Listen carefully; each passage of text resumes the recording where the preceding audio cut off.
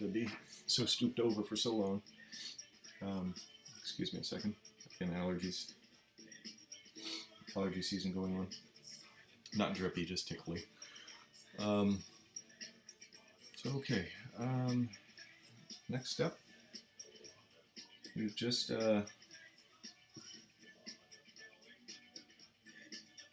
I guess I'll just keep doing this with the assumption that you guys are rolling in and rolling out as we repeat things. But anyway, I just laid out the mini autumn ink, which is the adhesive. I've used a zero size brush to fill in the filigree from here to here. You can kind of see a pinkish tint, at least I can in the preview. I started over here. It's taken a bit of time, and this is probably a bit tacky, but maybe not tacky enough to hold the glue. So again, the next step of the process is to reactivate the adhesive by breathing on it. And instead of just breathing on it with your mouth, where you're prone for phlegm or saliva to go out and potentially harm the work that you're doing, although it would put a DNA signature on your piece of work. Traditionally, a bamboo tube is used because the any droplets of saliva end up getting caught and absorbed on the inside of the tube. So I'll breathe on that next, and we'll put the gold on it.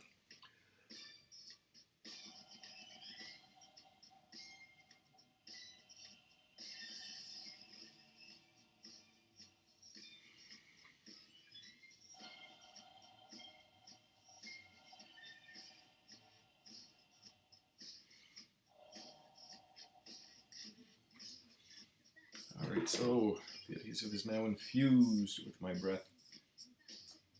I've got just this jar of scrap that might be enough to cover everything here. So I'm just going to go ahead and empty it out.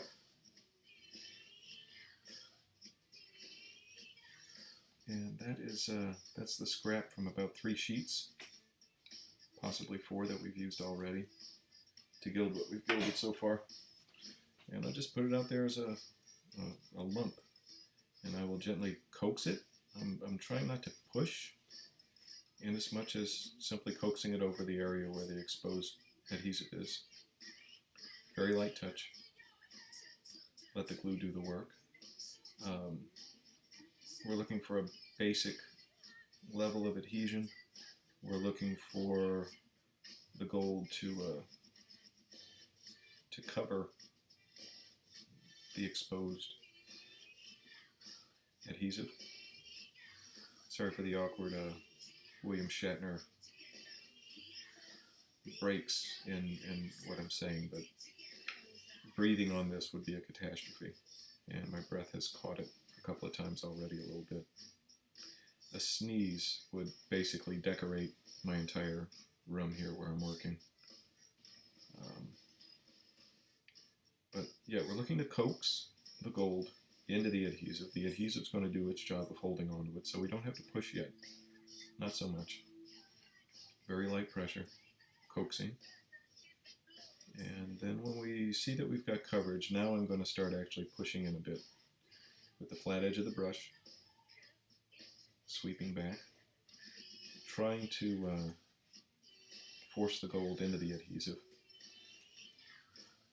not trying to lift it up. At this point, we're trying to push it in and cover up all the wet spots. The gold is, or the sticky spots, the gold is remarkably thin.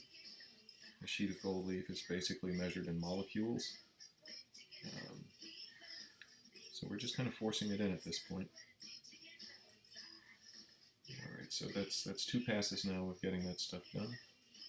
And there's probably a little more life left in this scrap gold here.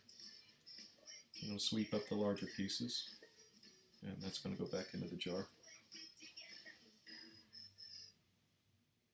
That's it.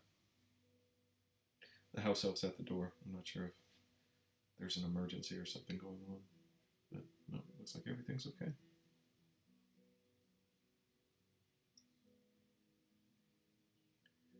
Alright, so I don't know if it's very visible from your perspective, guys, but This is the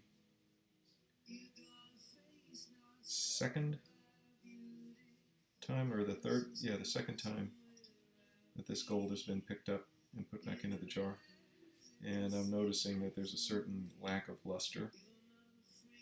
So one more pass to fill in some little holes, and that'll be it for it. Then it's basically rubbish.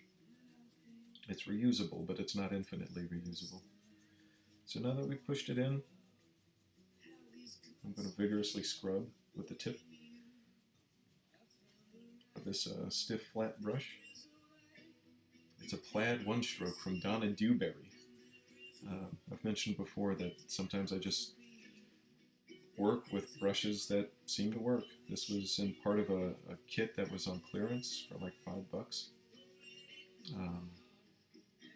Personally, I never planned to paint like Donna Dewberry. It was just a good way to get some cheap brushes and some cheap paint to do things with, and as it turns out, this is a pretty remarkably good brush for doing this part of gilding. I actually don't even know if I've ever painted with it, to be honest. I think I've only ever used it to gild. So, okay, so I've pushed up all the extra gold. Now we're left with this rubbishy dust. This is going to go in the bin, but this gets us one final stretch away, right here. One final stretch away from completing this work. And it'll be ready to get polybagged and shipped off to my friend's house. So, give me a second. I'm going to sweep this off into the bin with a big, large brush, which, I mean, it's the equivalent of a long-handled makeup brush, really. It's just this big, soft mop. I don't even remember where I got this one. The ferrule is kind of loose on the handle, and it wobbles a lot. But since I really just use it for sweeping, it really doesn't bother me. Again, it's just a cheap brush that it actually does a particular job rather well. You know, it's got a well-sculpted head for what I want to use it for. Actually, this very well may have come in a free makeup kit that the house elf got. Again, never painted. I'm never painted with it. I don't know if you could paint. Well, you could paint with it technically, but I don't know if it was designed to be painted with. It's too poofy. But it's been a great mop. Sorry, pop the camera again. Actually, I've got a bit of gold dust on the camera itself. So all right, so that does that. So that's our most recent pass then. And once again, this is kind of the magic of gold. If it's in the shadows, sometimes it's not even noticeable as a color. With the right kind of color, or excuse me, with the right kind of lighting, you can see it as a color. You can kind of see it in spots, like right here, but with proper illumination, I mean, it just kabloosh, completely lights up.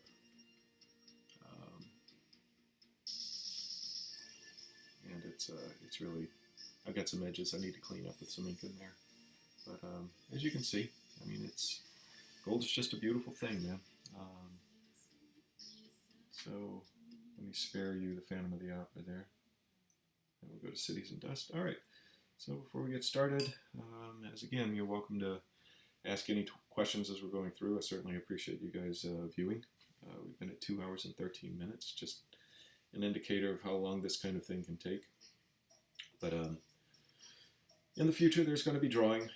There's going to be stippling, the other stuff that I do as well. It's just, this is what I've got to do now, and I've got the camera and the Twitch account, so let's go ahead and do it. But yeah, feel free to follow. I'd appreciate any follows, any comments that you've got, questions, happy to answer. On my channel page, you'll also find links to Facebook and Instagram, where I'm fairly busy, mostly on Facebook, not so much. Let me adjust my camera.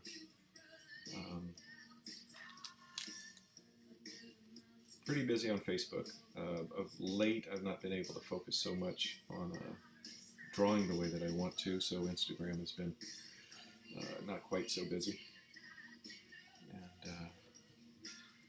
but anyway, Point being, on my channel page, there's links to Facebook and Instagram if you want to follow over there. All right, so we'll get the cat back on the scrap jar, and I'm just looking at the last bit that we've got to do for this. Again, this is a copy of Lord of Owls. It's based on the concept of birds as psychopomps, as ushers of the souls of the departed to their afterlife. Dandelions just seemed appropriate, dealing with the concept.